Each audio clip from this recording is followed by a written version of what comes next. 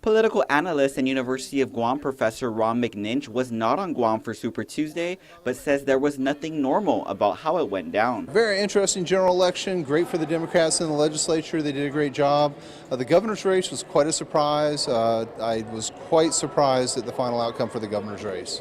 The unofficial results of the general election showed the Democrats once again taking the majority for the Guam legislature with a 9-6 split, and Calvo Tenorio overwhelmingly winning the gubernatorial race with over 63% of the vote. I thought that it would settle down below 60. I thought that the election would probably be more 55-45 in the normal range for elections. There's nothing normal about this governor's race. In a letter to the Guam Election Commission earlier this week, Gutierrez Gumatao campaign chairperson Joaquin Perez asked for a manual audit of the general election results for no less than 10 precincts. Perez tells KUAM that he's been involved in every gubernatorial election since the island first had an elected governor in the 1970s, and he's never seen a margin won by a gubernatorial candidate like last week's Super Tuesday results. Calvo Tenorio won every single one of the 58 precincts. And while he's never seen such a large margin as well, McNinch says based on the results, it's obvious that some Democrats either crossed over or just didn't vote for Gutierrez. When First Lady former First Lady Joanne Camacho began politicking at Gutierrez rallies, it reminded those Underwood Bradallo supporters of what happened in 2002 and 2006, and it pushed them away in the exact opposite direction, and that's pretty clear in this case.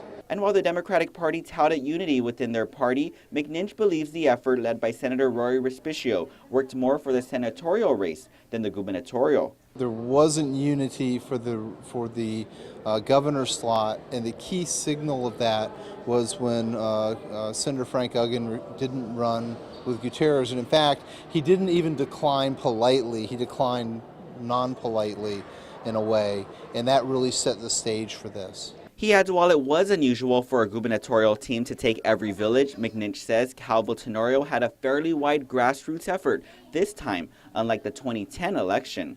McNinch in the meantime says he believes there is no need for a recount and it's time to move on. I wish the best for Governor Gutierrez. I think he ran a strong race as he could. Minimal resources, started late. So I think that there's a lot of factors here. But I think though the election's over, I think that the winner has been declared. I think the winner should be certified, and we move on. GEC Executive Director Maria Pangilinan in the meantime says operationally speaking, the Guam Election Commission can conduct a manual audit, but whether it should be done remains in the hands of the Commission. Reporting for Guam's News Network, I'm Ken Quintaniza.